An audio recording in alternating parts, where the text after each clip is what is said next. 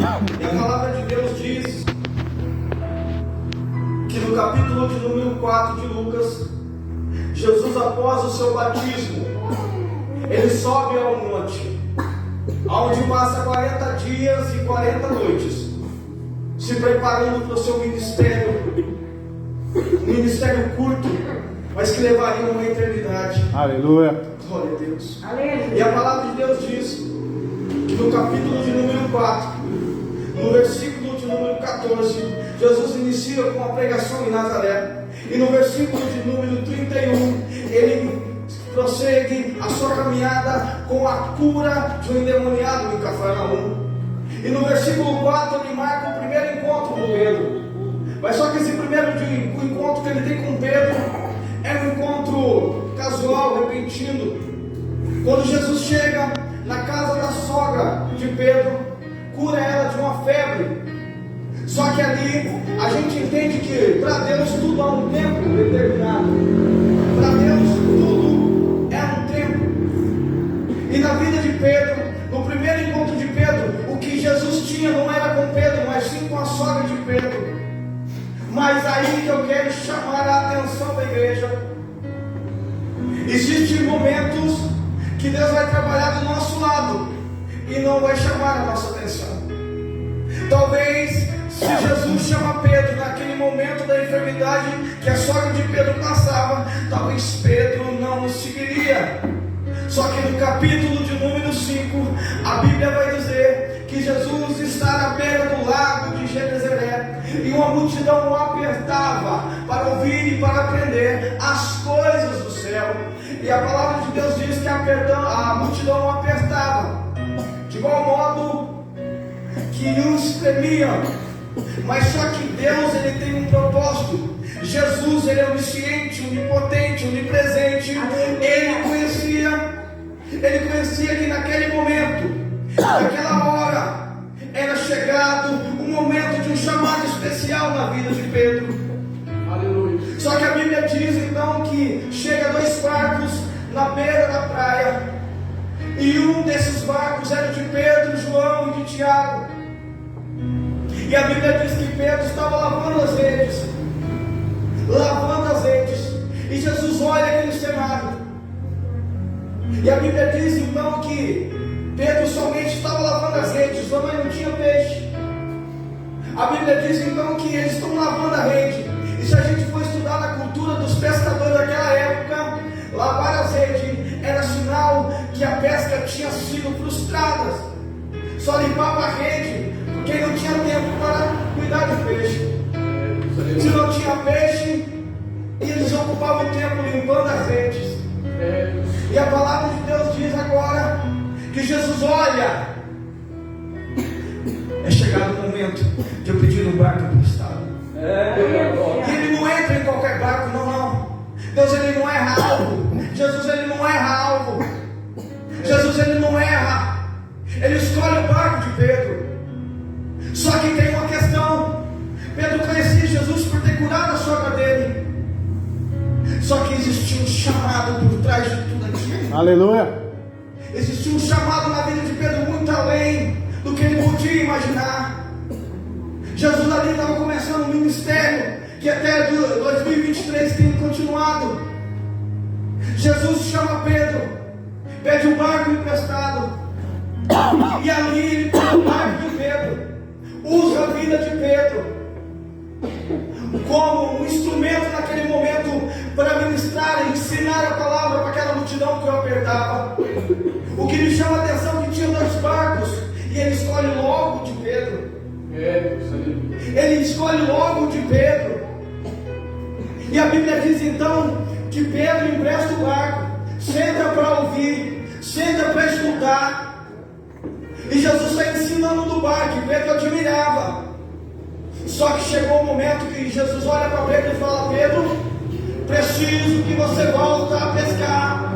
Pedro, eu preciso que você volte no lugar de onde você veio e não pegou nada. O difícil não é ouvir, o difícil é voltar para onde o fracasso aconteceu. É verdade. O difícil não é simplesmente acatar a voz que Jesus está dizendo: Pedro, volta. Não. O difícil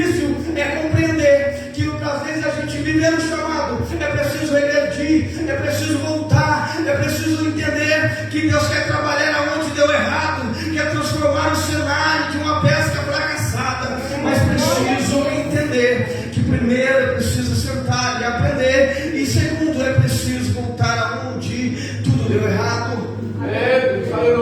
E Pedro indaga Jesus. Pedro conhecia sobre pesca. Se a gente for ver sobre a vida de Pedro, ele dependia da pesca. Ele tinha uma sociedade com João e Pedro, com João e Tiago. Ele tinha uma dependência daquela pesca. E a Bíblia diz que eles voltaram no mesmo lugar. Só que Pedro indaga Jesus, ele pescou a noite inteira.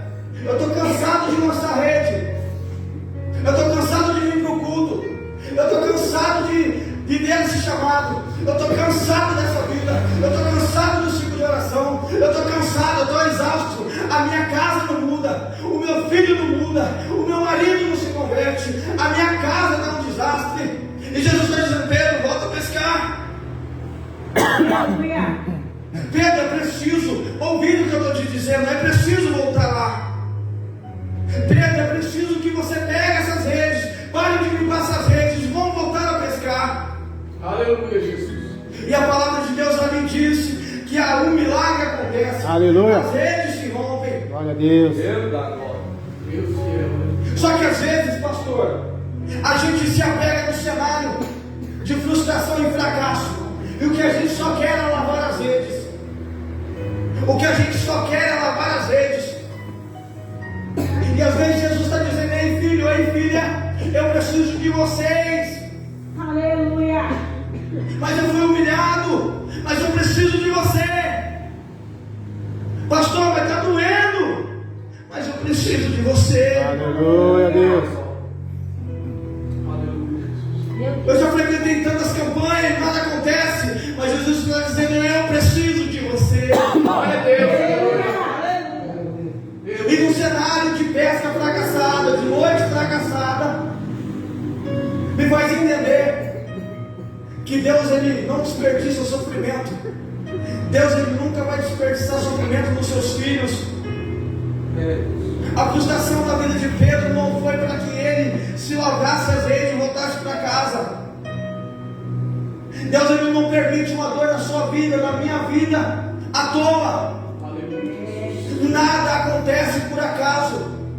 Deus não errou quando te escolheu. Aleluia. Deus não errou quando te gerou no ventre da sua mãe. Ele sabia. Ele sabia que no momento difícil você só queria lavar as redes. Ele sabia que no momento difícil, nessa dor, nessa depressão, nessa solidão, ele sabia que você queria desistir. Ele sabia que quando estava tudo dando errado, ele sabia que você ia desistir. Glória a Deus. Mas só que ele não olha para o fracasso. Ele não olha para o sentimento de Pedro, de fracasso, de incerteza. Ele não olha para isso. Ele está olhando para Pedro e está enxergando um ganhador de almas. Ele está enxergando alguém que lá na frente ia ser um dos maiores plantadores de igreja no Novo Testamento. Aleluia. Só que para viver chamado é preciso largar a rede e tomar a cruz. Só que para viver chamado é preciso entender que dor, que sofrimento, agonias, tribulações, Jesus mesmo disse que a gente iria passar.